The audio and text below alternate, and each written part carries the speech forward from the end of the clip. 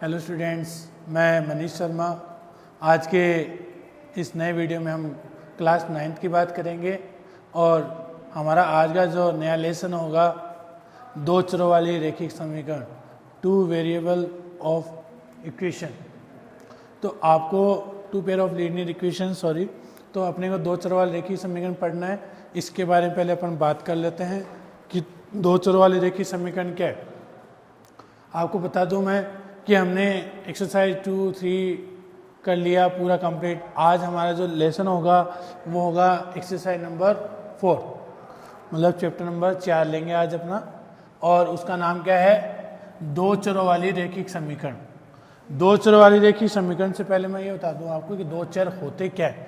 चर के मैंने बारे में शुरू से बता रहा हूँ, बहुपद से बता रहा हूँ कि चर वो होते हैं कि जितने भी अल्फ़ाबेटिक नेम्स जितने भी होते हैं अपने, वो सारे चर कहलाते हैं, वेरिएबल नंबर कहलाते हैं। X Y Z A B C D, anybody से कुछ भी नंबर हो सकता है वो, ठीक है। तो वो दो चर, अब यहाँ चर दो चर की बात करें। अब बात पूछी जाए एक चर वाला रैखिक समीकरण, लीजिए एक चर का रैखिक समीकरण, ये एक चर का रैखिक समीकरण होगा। उसी तरीके से दो चर के रैखिक समीकरण की बात की जाएगी आपसे, तो जिसमें चर कितने होंगे, दो चर होंगे, एक्स एंड वाई, ठीक है। तीन चर होंगे तो एक्स वाई एंड जेड, तीन प्रोसेस हो जाएंगे वहाँ पे। तो वो दो, ये एक चर वाला हो जाएगा, ये दो चर का हो जाएगा, ये तीन चर का हो जाएगा। तो इनको बोलते हैं चर, ठीक है। अब दो चरों का रैखिक समीकरण, दो चर के बारे में बात हो गई। रैखिक समीकरण की बात की जाए तो रैखिक समीकरण वो समीकरण होती हैं जिसमें एक्स की अधिकतम घात एक होती है, वो क्या होती है, रैखिक समीकरण होती है। जरूरी नहीं एक्स ही हो, कितने भी चर की अधिकतम घात, कोई भी चर मान लो, चर की अधिकतम घात कितनी होती है, एक होती है, वो रैखिक समीकरण कहलाती है, लीनियर इक्वेशन कहलाती है। तो बात अगर स्टैंडर्ड फॉर्म की बात की जाए, दो चरों की व्यापक समीकरण, दो चरों की व्यापक समीकरण, बहुत इजी सा कॉन्सेप्ट है, बहुत इजी सा टॉपिक है, ज़्यादा हार्ड नहीं अपना। दो चरों, मतलब आज जो हम पढ़ेंगे एकदम आपको क्लियरली समझ में आ जाएगा सारी चीज़ें, किसमें क्या करना है नहीं करना है कुछ। दो चरों की व्यापक समीकरण with the standard equations of two pair of linear equations. दो चरों की व्यापक समीकरण देखी जाए तो a1x b1y plus c1 equal 0, ये है इसके दो चरों के व्यापक समीकरण। अब देखें तो a1x plus b1y plus c1 बराबर 0। अब इसमें a1 क्या है, x का गुणांक, कोफिशिएंट ऑफ x। b1 क्या है, y का गुणांक। और c1 क्या है, एक तरीके c क्या है, ax plus by plus c बोल दो, या a1x plus b1y plus c1 बोल दो। तो c1 क्या हो जाएगा, अचर पद, क्या हो जाएगा, अचर पद हो जाएगा। एक बार फिर से देखिए, दो चरों वाली रैखिक समीकरण, दो चरों वाली रैखिक समीकरण का मतलब ये हुआ कि इसमें चर तो कितने होंगे, दो चर होंगे। वो चर कुछ भी हो सकते हैं, X Y A B C, कुछ भी हो सकता है। तो चर के बारे में मैंने बता ही दिया आपको। फिर बात करते हैं अपन इसकी स्टैंडर्ड रैखिक समीकरण की बात करें तो रैखिक समीकरण वो समीकरण होती है जिसमें किसी भी चर की अधिकतम घात कितनी होगी, एक होगी, वो क्या होगी, रैखिक समीकरण कहलाएगी। तो अब यहाँ पे बात की जा रही है अपनी दो चरों की व्यापक समीकरण। अब दो चरों की व्यापक समीकरण जो है वो a1x plus b1y plus c1, या ax plus by plus c equal 0 भी लिख सकते हो। यहाँ जो a है, क्या लिख सकते हो आप, ax plus by plus c, ax plus by plus c, ये भी लिख सकते हो आप। तो यहाँ जो a है वो x का गुणांक है, b है वो y का गुणांक है, और c क्या अपना अचर पद है, c अपना क्या है, अचर पद। तो इनके बारे में मैंने डिटेल से आपको बता दिया पूरा। अब इसके क्वेश्चन देखें। एक्सरसाइज 4.1 की बात करें तो बहुत इजी सा टॉपिक है, बहुत इजी रहेगा अपने लिए भी। 4.1 का क्वेश्चन करते हैं।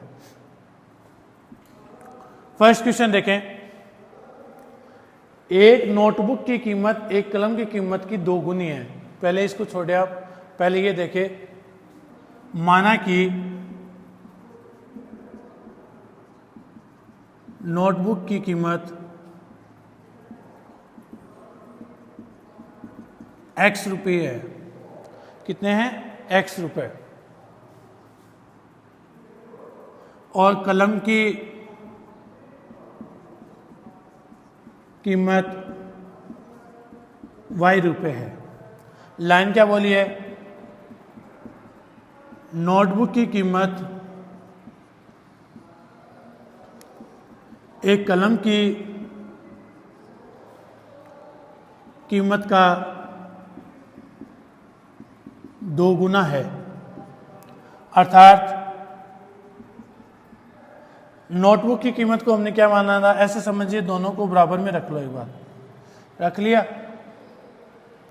क्या कह रहा है? नोटबुक की कीमत जो है वो कलम की कीमत का कितना है? 2 गुना है।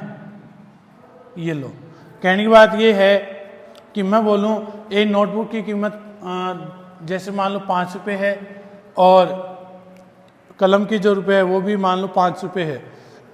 अगर वो ये बोलता है कि नोटबुक की जो कीमत रहेगी वो कलम की कीमत से कितना गुना रहेगा? 2 गुना रहेगा। तो 5 को जब हम 2 से गुना करेंगे तो कितना हो जाएगा? नोटबुक कितने की हो जाएगी? 10 की हो जाएगी अपनी। तो वही इसमें करना है कि नोटबुक की कीमत x रुपये, कलम की कीमत y रुपये। तो नोटबुक की कीमत एक कलम की कीमत से कितना गुना है? 2 गुना है। अर्थात हमने दोनों को बराबर में रख दिया, x इक्वल y, x बराबर y। नोटबुक तो x था और कलम y था। तो ये कहना चाह रहा है कि मैं इसे कितना गुना हूँ? 2 गुना हूँ। तो इसको 2 से गुना कर दिया अपन ने, x बराबर 2y।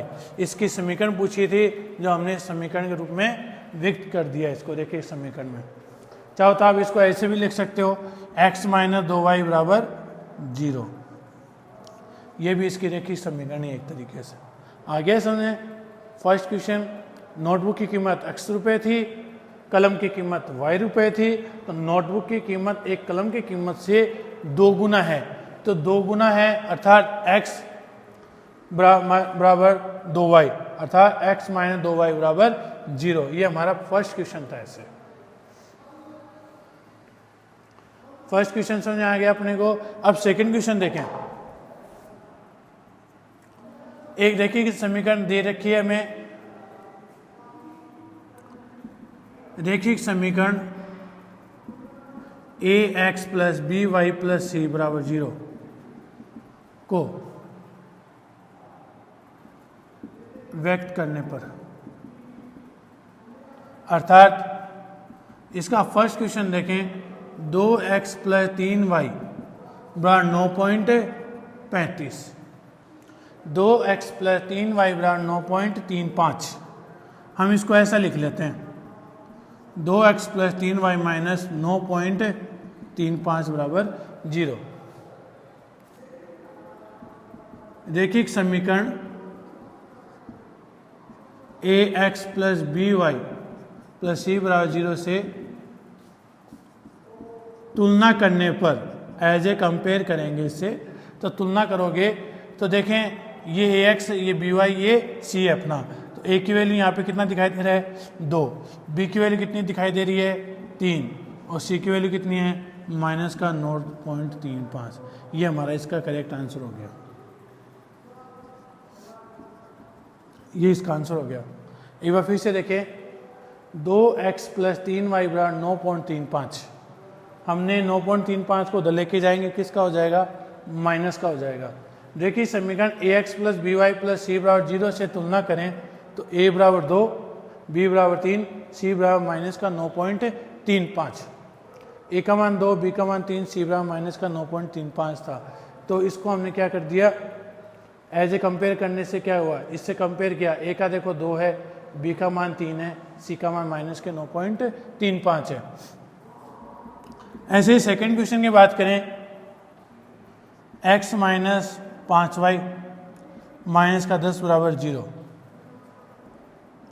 को रेखिक समीकरण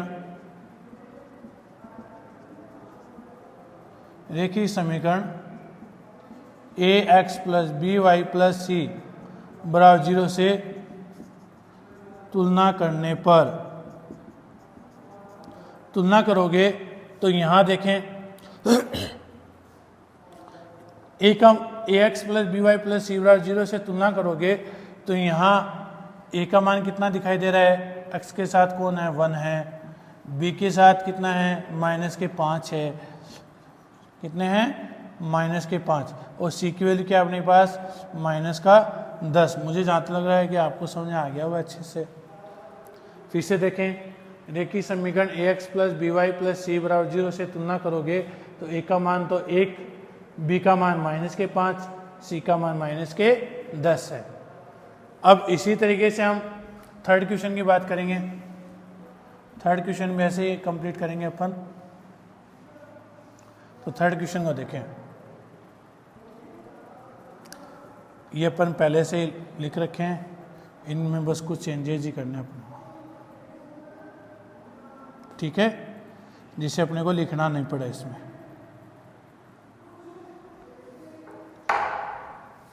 अब इसी में थर्ड क्वेश्चन देखें, माइनस के 2x प्लस 3y बराबर 6। क्यों ना हम इसको ऐसे लिख लें, माइनस के 2x प्लस के 3y माइनस के 6 बराबर 0।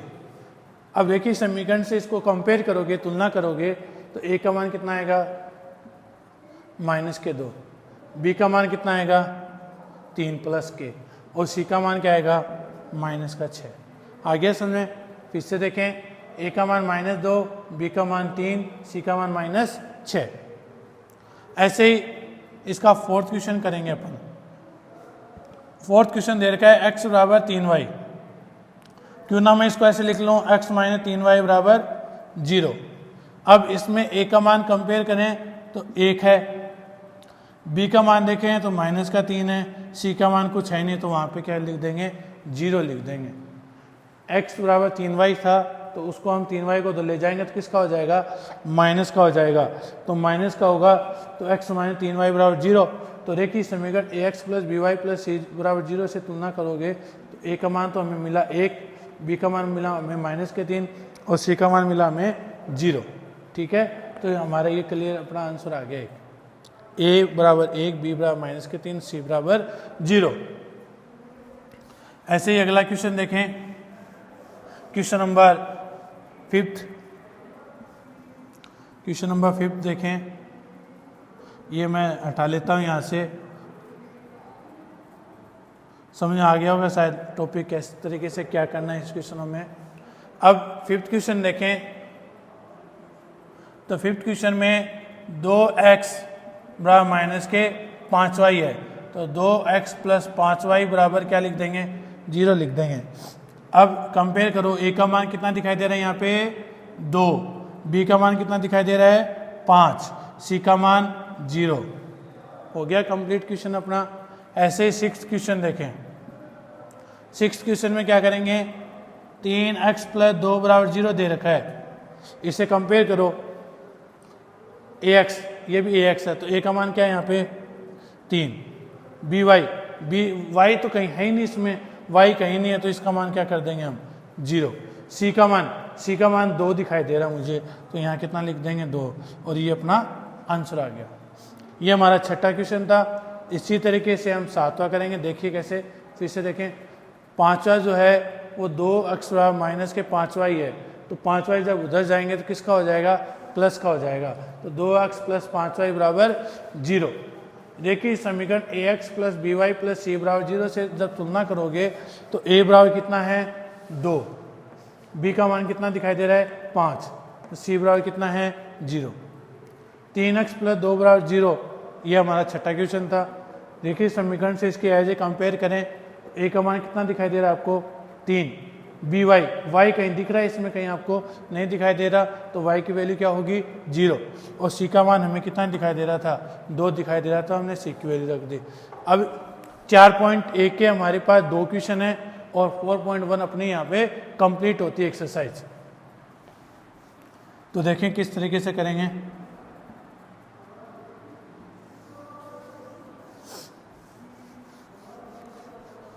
बहुत इजी सा कॉन्सेप्ट है।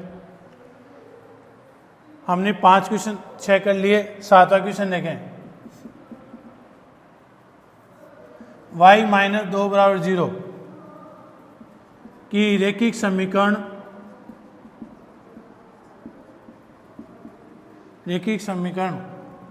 ए X plus B Y plus C बराबर 0 से तुलना करने पर एज ए कंपेयर करोगे, तुलना करोगे तो ए का मान कितना है, एक्स कहीं दिख रहा है इसमें, आपको नहीं दिखाई दे रहा, तो ए का मान तो क्या है 0। बी का मान वाई की वैल्यू कितनी है 1 है, और सी बराबर कितना है -2। ये लो आंसर है ना। अब इसका लास्ट क्वेश्चन है 4.1 का, तो देखें 4.1 का लास्ट वाला क्वेश्चन कैसे करना है। 4.1 का लास्ट वाला क्वेश्चन 5 बराबर 2x, 5 बराबर 2x है। क्यों ना मैं इसको ऐसे लिख लूँ 5 माइनस 2x बराबर 0। लेकिन पहले हम चर को लिखेंगे आगे, माइनस के 2x प्लस 5 बराबर 0 की रैखिक समीकरण A X plus B Y plus C बराबर 0 से तुलना करने पर, तो जब कंपेयर करोगे इससे तो ए का ए एक्स है ना, तो इसमें ए का मान कितना आएगा ए का मान कितना आएगा -2। वाई कहीं दिखाई दे रहा है, नहीं दिखाई दे रहा है, तो बी का मान क्या कर देंगे 0। सी कितना अपना 5, तो सी की वैल्यू कितनी आ गई 5 आ गई। तो ये हमारा यहाँ पे 4.1 जो चैप्टर है वो कंप्लीट होता है पूरा टॉपिक। तो देखें ए का मान फिर से बता देता हूँ, ये सारे 7वां और 8वां क्वेश्चन। तो 7वें क्वेश्चन में क्या था 7वां क्वेश्चन ये था कि y माइनस 2 बराबर 0 है कि रैखिक समीकरण A X plus B Y plus C से हम क्या करेंगे कंपेयर, तुलना करेंगे। ए का मान x कहीं दिखाई दे रहा है क्या आपको, इसमें नहीं है, तो x कहीं नहीं है, तो इसकी वैल्यू क्या हो गई 0, मतलब a की, और y की वैल्यू है तो y के साथ कितना बिट है, y के साथ 1 तो ही ना, किसी भी नंबर के साथ 1 होता है, हमेशा याद रखना। तो b बराबर 1, और c की वैल्यू कितनी दिखाई दे रही है आपको -2 है। तो ये हमारा 7वां क्वेश्चन था। 8वां क्वेश्चन देखें 5 बराबर 2x, तो -2x प्लस 5 बराबर 0 की रैखिक समीकरण A X plus B Y plus C बराबर 0 से तुलना करोगे, तो a बराबर कितना आएगा -2। b आपको कहीं दिखाई नहीं दे रहा, तो b की वैल्यू क्या आ गई 0 आ गई। c की वैल्यू क्या आई 5 आई। हमारा यहाँ पे 4.1 कंप्लीट होता है।